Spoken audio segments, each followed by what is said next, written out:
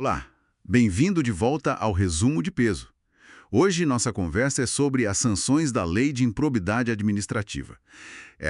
Especificamente o artigo 12, com as mudanças que vieram, com a reforma de 2021. Isso aí. No último encontro, a gente mapeou os atos de improbidade. Agora, vamos entender melhor a conta, Aquela que chega para o agente público que comete esses atos. Vamos focar nos prazos, nos valores, o que realmente importa saber. Exatamente. É a hora de ver as consequências concretas. Certo. O ponto de partida, então, é o artigo 12. Ele define, um leque de sanções para quem pratica improbidade, Uhum. E essas punições, elas podem vir sozinhas ou combinadas. Depende muito da gravidade do que foi feito, pelo que entendi. Zada. Podemos começar pelo ato mais grave, aquele do enriquecimento ilícito que a gente viu no artigo 9º. Vamos lá. O que o artigo 12 prevê para ele? Então, para esses casos, o artigo 12, lá no inciso 1º, ele traz, o pacote completo, sabe? Primeiro, claro, a perda daquilo que foi ganho ilegalmente. O sujeito tem que devolver. Faz sentido. Segundo, vem a perda do cargo ou da função pública que ele ocupava. Ok. Terceiro, a suspensão dos direitos políticos. E aqui o prazo é pesado. Até 14 anos. É bastante tempo, né? 14 anos é um prazo bem longo mesmo. Quarto, tem a multa civil. E o valor dela é igualzinho ao valor que foi acrescido ilicitamente ao patrimônio. Ou seja, paga de volta o que ganhou. Certo. Equivalente ao acréscimo. E quinto, para fechar o pacote do artigo 9º, vem a proibição de contratar com o governo ou de receber benefícios, incentivos, fiscais, crédito, tudo isso por até 14 anos também, o mesmo prazo da suspensão dos direitos políticos. Entendi. Prazos bem extensos aí para o enriquecimento ilícito. 14 anos para duas coisas importantes. E para os atos que causam prejuízo ao erário, quer dizer, o prejuízo direto ao dinheiro público, que estão lá no artigo 10. As penas seguem essa linha, mas são um pouco mais brandas, é isso? Isso mesmo. O inciso 2º do artigo 12, ele dá uma ajustada, sabe, para baixo. Para prejuízo ao erário, a gente tem perda da função pública, igual ao anterior, isso se mantém. Ok. Suspensão dos direitos políticos, aqui o prazo é um pouco menor, vai até 12 anos. Continua sendo um prazo considerável, mas menor que os 14. 12 anos. Tá. Multa civil também tem, só que aqui o valor dela é calculado sobre o tamanho do dano causado aos cofres públicos. Se o prejuízo foi de X, a multa é equivalente a X. Ah, então não é sobre o que o agente ganhou, mas sobre o que o governo perdeu. Exato. E a proibição de contratar ou receber benefícios e incentivos também acompanha o prazo da suspensão, até 12 anos. 12 anos também. A lei até menciona, a perda de bens nesse inciso do artigo 10, mas só vai acontecer se de fato tiver um acréscimo patrimonial junto com o prejuízo, o que na verdade é mais a cara do artigo 9º, do enriquecimento, Mas está previsto lá. Entendido. Bom, aí chegamos aos atos que ferem os princípios da administração pública, lá do artigo 11. Aqui a lógica da punição parece que muda um pouco mais, Por exemplo, não tenho suspensão de direitos políticos, correto? Exatamente. Para violação de princípios, as sanções são, digamos, mais leves. O inciso 3º prevê basicamente duas coisas. Primeiro, uma multa civil, mas o cálculo é diferente, é de até 24 vezes o valor do salário da remuneração que o agente recebeu na época do ato. 24 vezes a remuneração. Interessante essa base de cálculo. É diferente, E a segunda sanção é a proibição de contratar ou receber benefícios do governo, mas por um prazo bem menorzinho, até 4 anos apenas. 4 anos, bem diferente dos 12 ou 14. E essa diferença na base de cálculo da multa que você mencionou? Nos dois primeiros casos, enriquecimento e prejuízo, a multa está ligada diretamente ao ganho ilícito ou ao dano, Isso.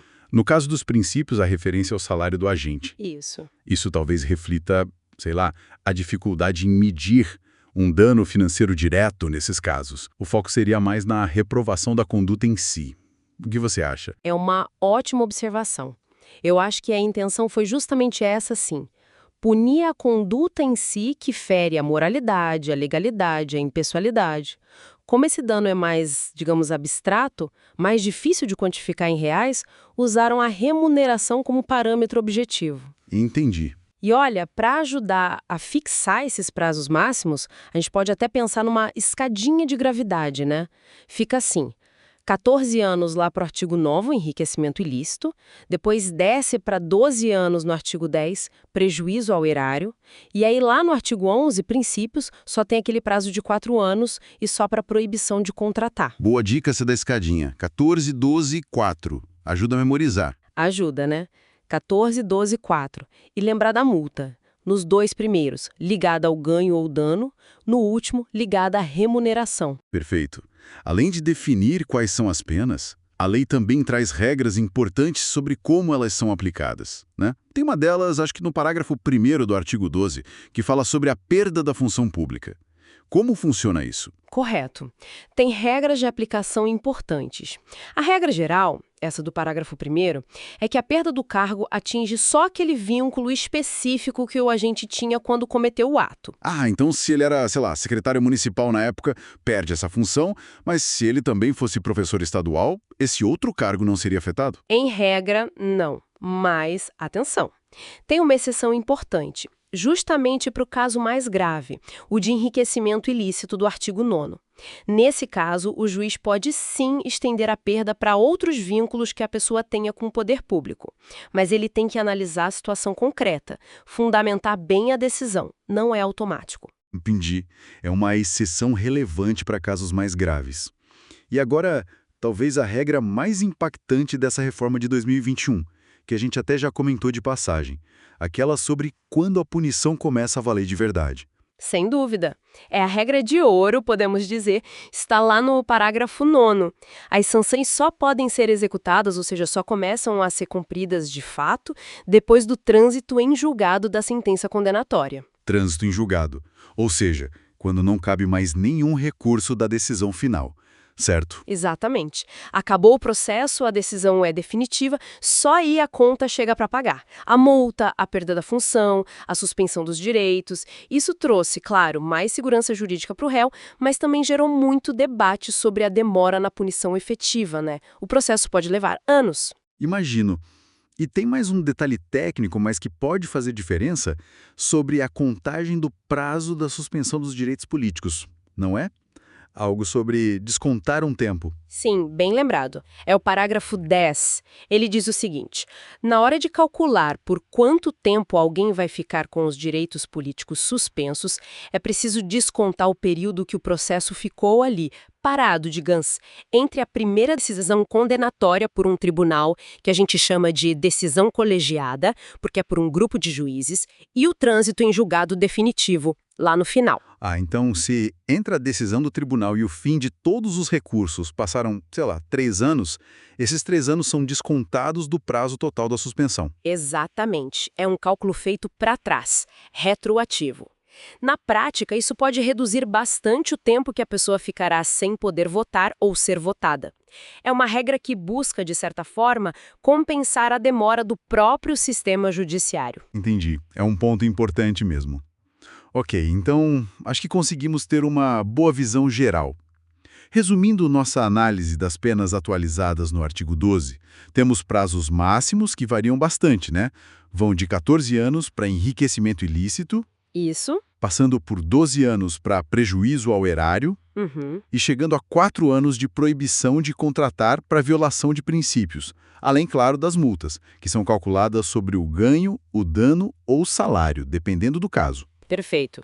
E a regra de ouro para não esquecer: a punição efetiva, o cumprimento da pena, só começa depois do trânsito em julgado, quando o processo acabou de vez. Ótimo. Agora que a gente já viu os tipos de atos e quais são as sanções correspondentes para cada um, fica a pergunta, né? Como é que funciona o caminho na justiça para chegar nessa condenação? Como é esse processo? Exato. Qual é o passo a passo? Esse vai ser o foco da nossa próxima conversa. Vamos mergulhar no processo judicial específico da lei de improbidade. Tem bastante detalhe interessante ali também depois da reforma. Combinado. Então, fica o convite. Agradecemos a companhia nesta análise detalhada do artigo 12. Se este conteúdo foi útil, se ajudou a clarear as ideias, curta e siga o resumo de peso para não perder os próximos detalhes. Isso aí, até a próxima, pessoal, e bons estudos.